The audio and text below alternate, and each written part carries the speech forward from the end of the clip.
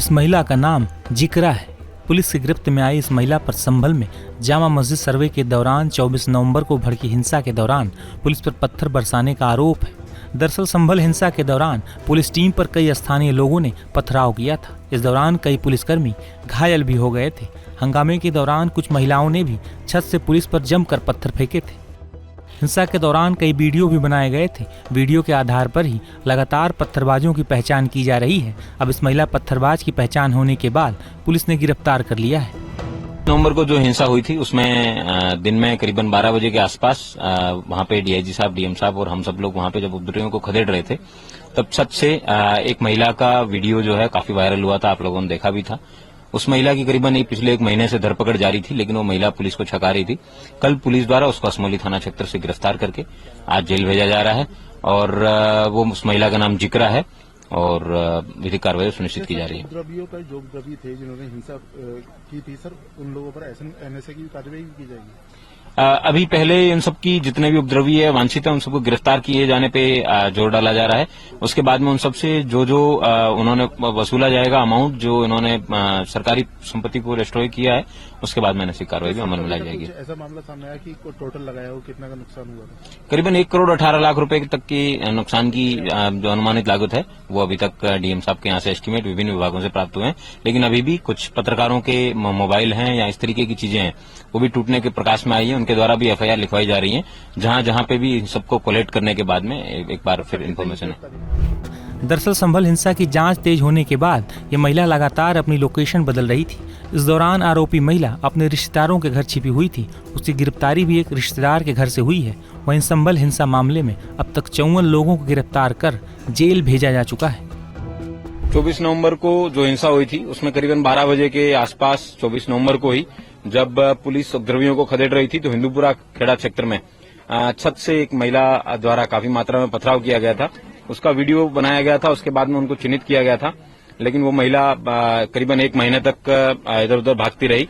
उसको पुलिस द्वारा कल गिरफ्तार किया गया है और उसको आज जेल भेजा जा रहा है। ये हिंदूपुरा खेड़ा क्षेत्र की रहने वाली है। गिरफ्तार किया गया है इसकी गिरफ्तारी यहीं थाना असमौली क्षेत्र में अपने रिश्तेदारों के यहाँ पे रह रही थी, जगह बदल बदल के रह रही थी।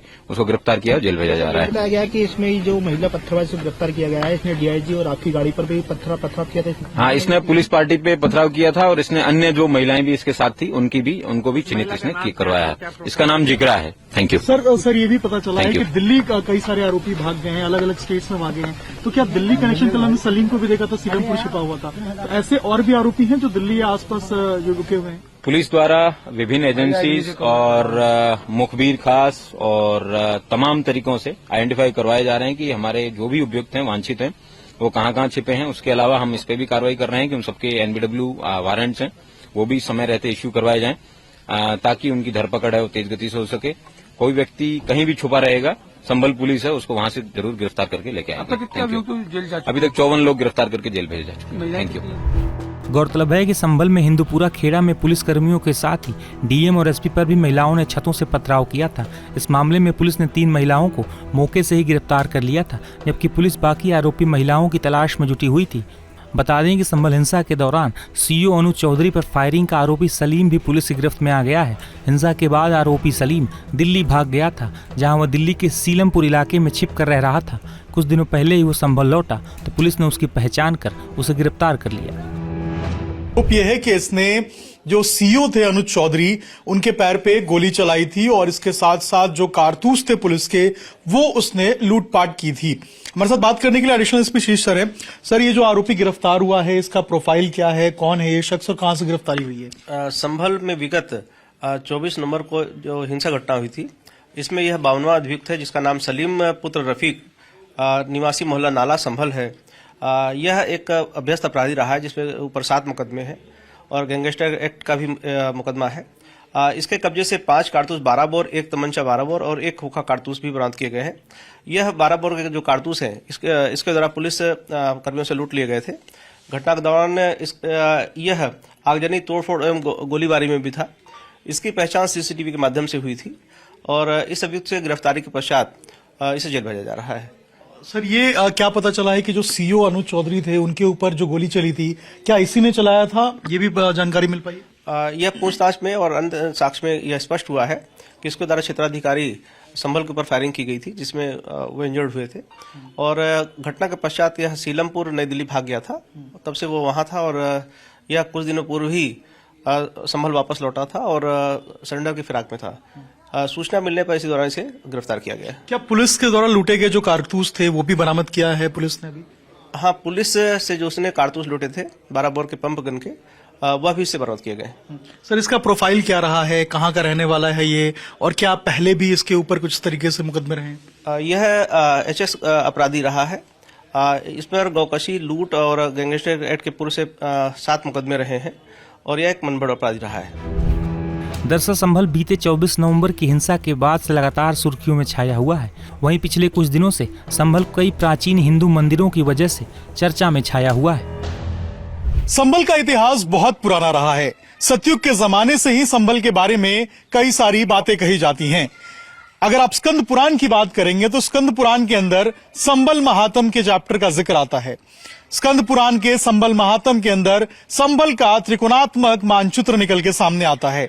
तीनों कोनों पर महादेव विराजमान हैं और चंद्रेश्वर महादेव, भुवनेश्वर महादेव और संभलेश्वर महादेव ऐसा कहते हैं कि संभल की रक्षा करते हैं और संभल के वो प्रहरी हैं।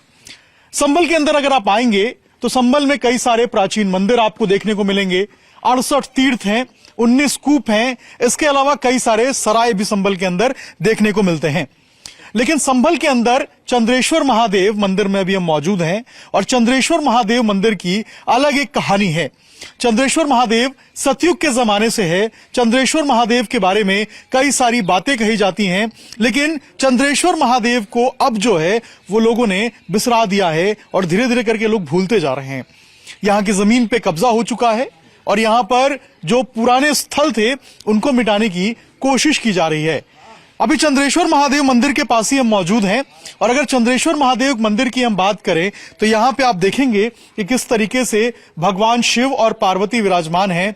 इसके साथ साथ अगर आप देखेंगे तो नीचे यहाँ सामने में देखिए, सबसे पहले यहाँ पे जो नंदी बाबा हैं ये आपको नजर आएंगे।